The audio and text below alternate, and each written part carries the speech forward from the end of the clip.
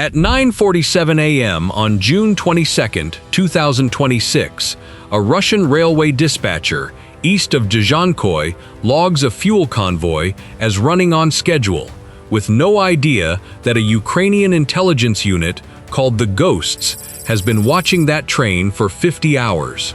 In 90 seconds, 18 tanker cars loaded with diesel and jet fuel will stop being cargo and, in broad daylight, turn into a column of fire visible from more than 30 kilometers away. All of it courtesy of drones costing $5,000 each. 60 kilometers off, operators from a military intelligence unit track the locomotive by its thermal signature.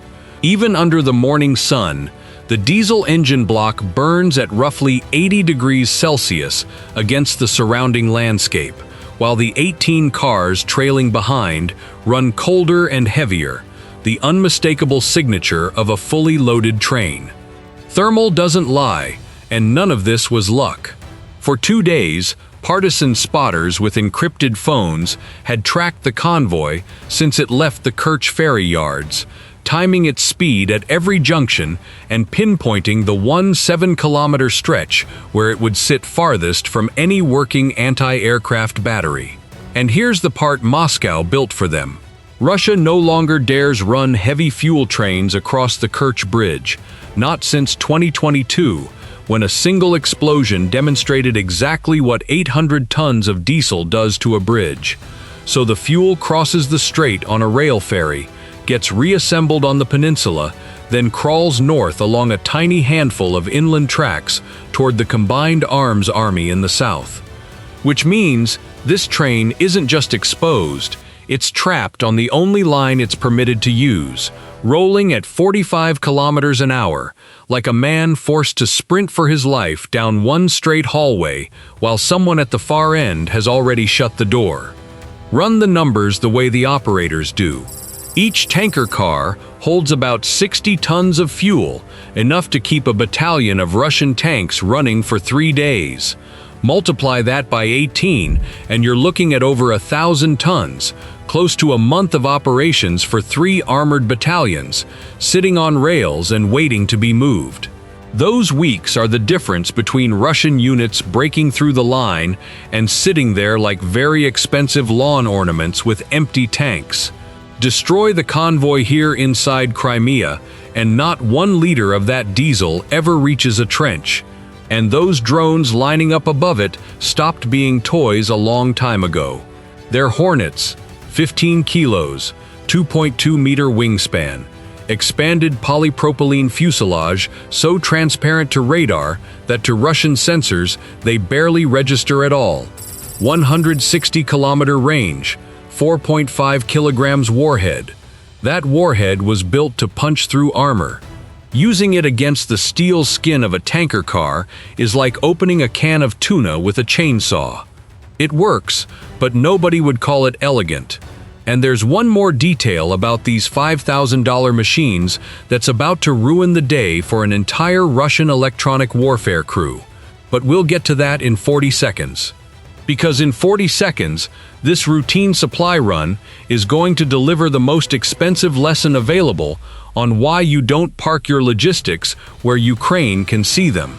At 9:47:30, the first Hornet isn't really flying anymore, it's crawling, 15 meters off the ground, following the contours of the fields, so low that the cows in Crimea have a better view of the drone than the Russian army does.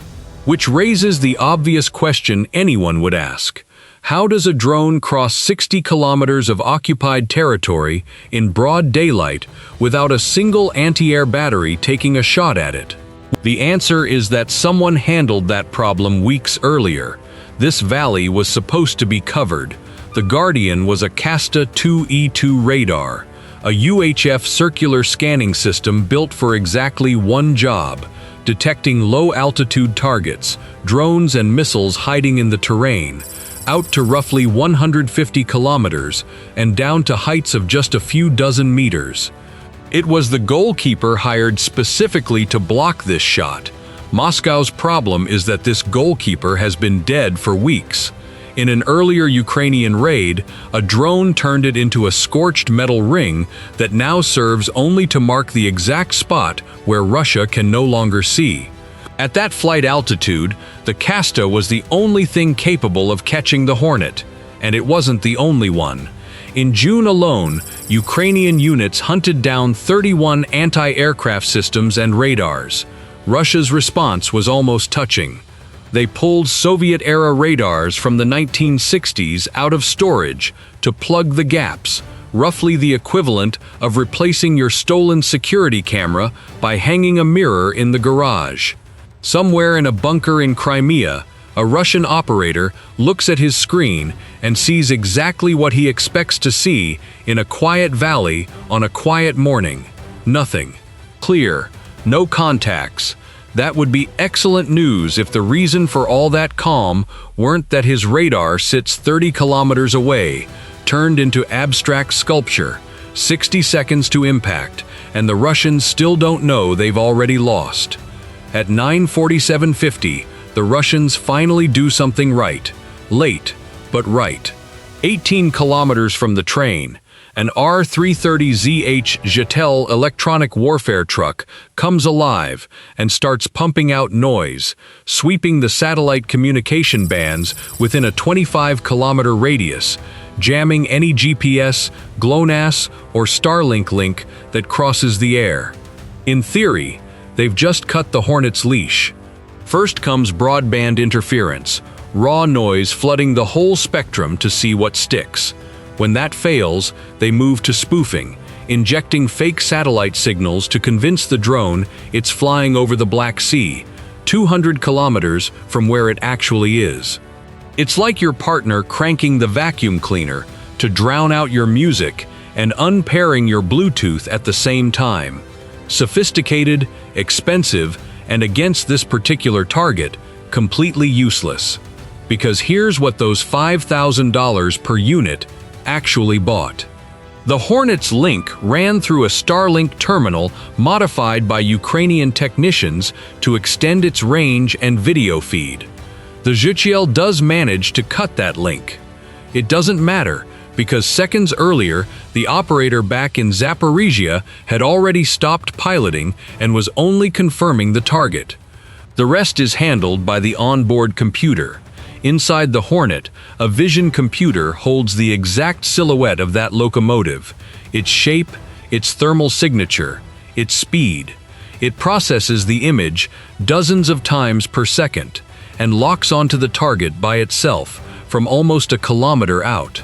The instant the Jetel kills the link, the drone plots its own predictive intercept and commits fully autonomously, exactly as it was designed to do when the Russians did precisely this. In the Jetel truck, the operators check their instruments and read, "Enemy link severed. Mission accomplished." What doesn't appear on any of their screens is a polypropylene drone lowering its nose toward the first tanker car at 120 kilometers per hour. Checkmate, delivered by a drone that no longer needs its owner. 40 seconds to impact. At 9:48, the first Hornet stops flying and becomes a projectile.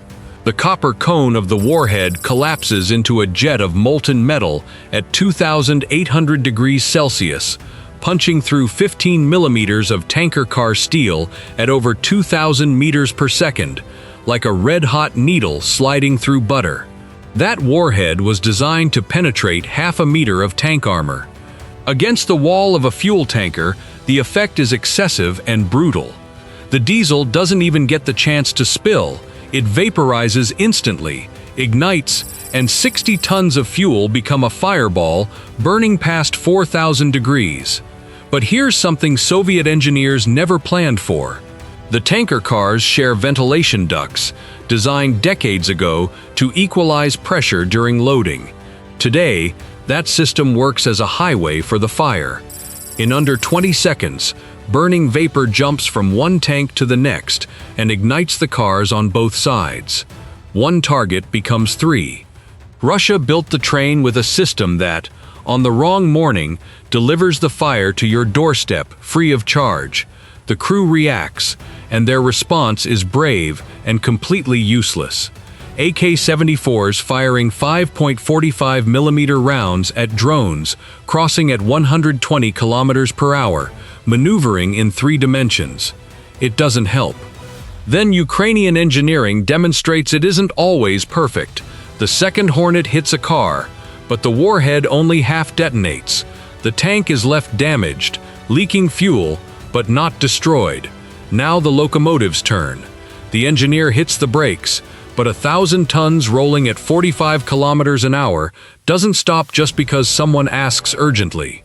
And braking doesn't help much when the cars behind you are already torches. A Hornet comes down on the running engine and drives its warhead straight into the block. The machine hauling all that fuel for someone else dies in the middle of the tracks. And just when it starts looking like a carnival shooting gallery, physics arrives to collect. The fire generates its own weather. Convection columns with winds over 60 kilometers an hour rise off the burning fuel. Smoke scatters the designators.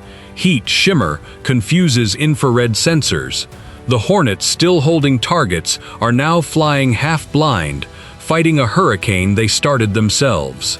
The hard part about a precision strike was never hitting the target. It was hitting it while everything around it is on fire. 5 hits, 2 locomotives destroyed, several tanker cars split open, flatbeds with armored vehicles burning, and rails beginning to warp under heat, far past anything they were built for. 3 hours later, the smoke column still hadn't cleared when Ukraine went after the target that actually mattered. At 1310, near the village of Bottleneck, a single-track railway bridge crosses the North Crimean Canal.